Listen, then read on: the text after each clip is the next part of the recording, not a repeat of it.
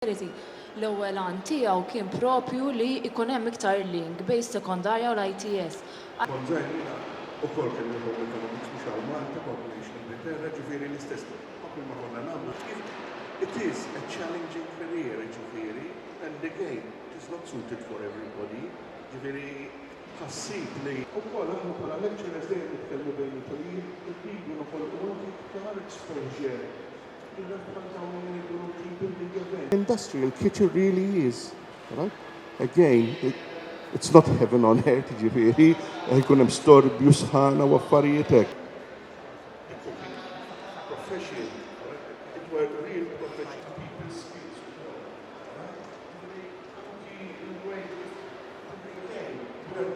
Exposure, push out this, restaurant service, fortunately, I now used to be she's a shame, right? And the martyrs, must tell them this.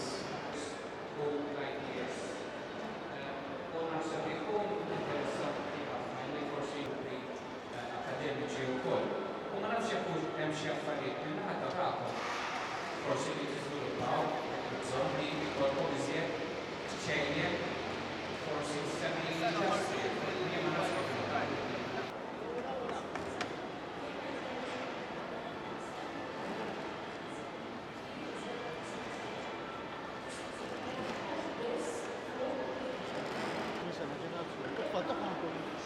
Ġenerazzjoni differenti, hemm affarijiet differenti, teknoloġija differenti. Kultant żmien timxi ma'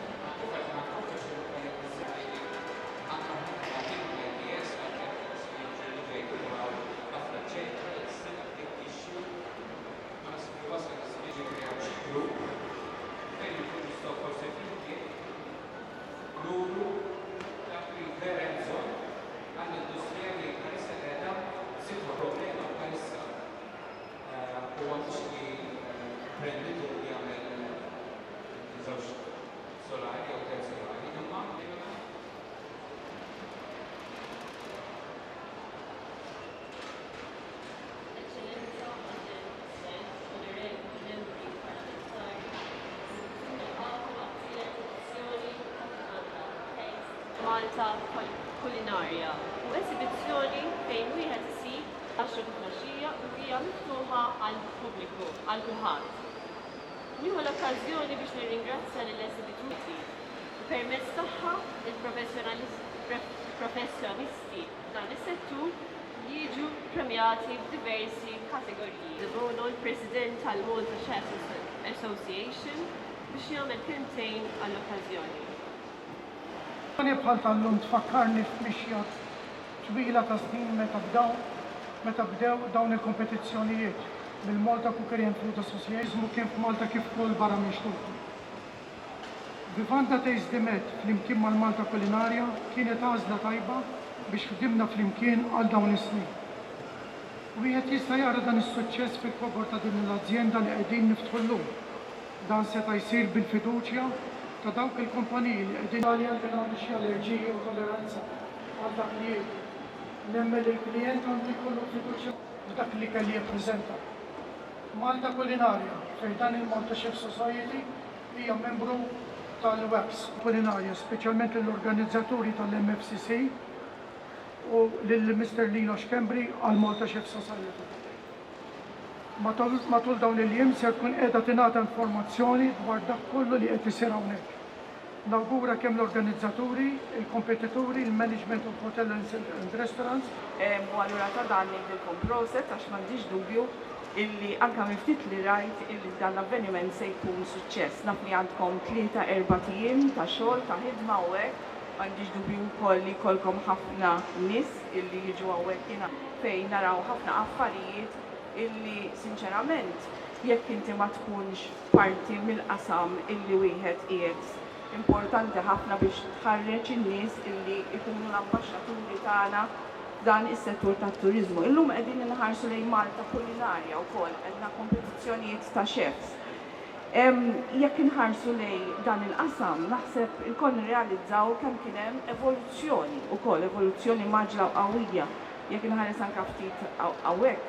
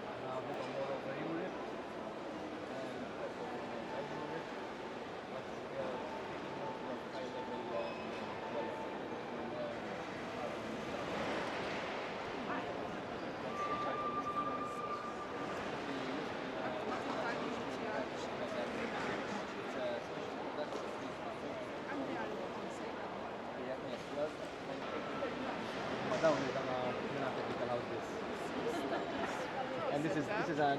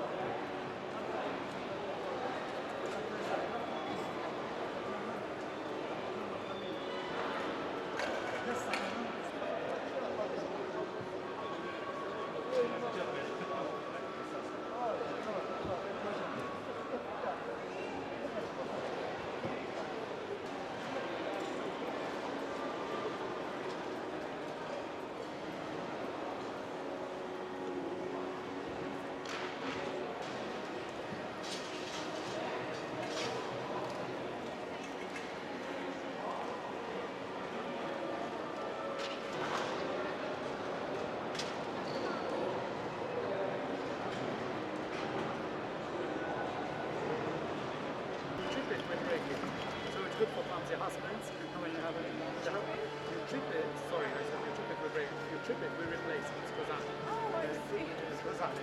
Fine tripper warranty. Okay, and all of the steelite, all of the it's made in the UK, and all of the crockery from steelite is always a tripper. That's why we.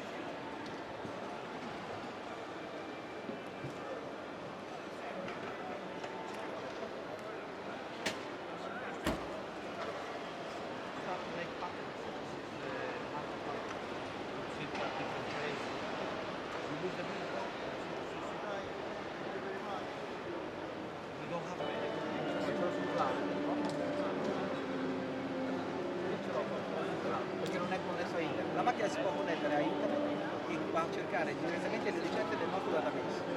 Gira solo 200.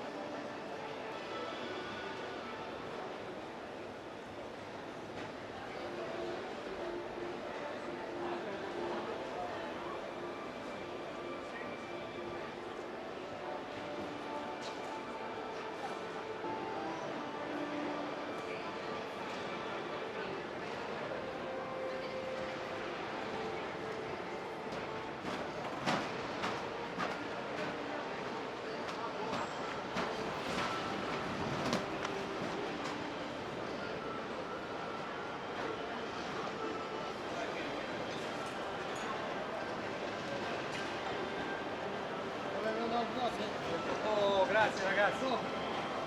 Ce la fate qua? Dentro? Perché mi sposto io.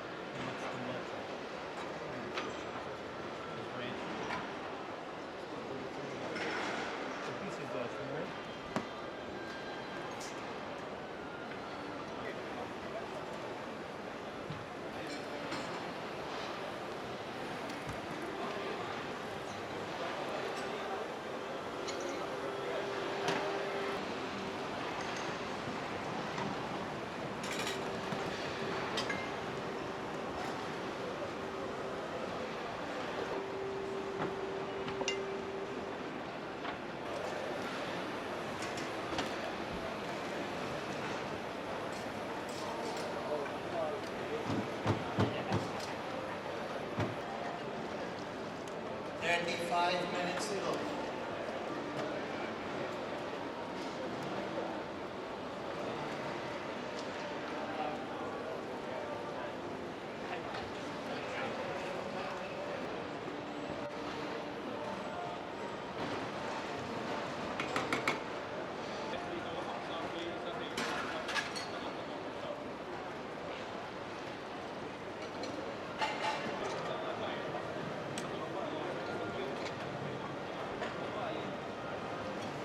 JUL09. Judges of Member 6 days.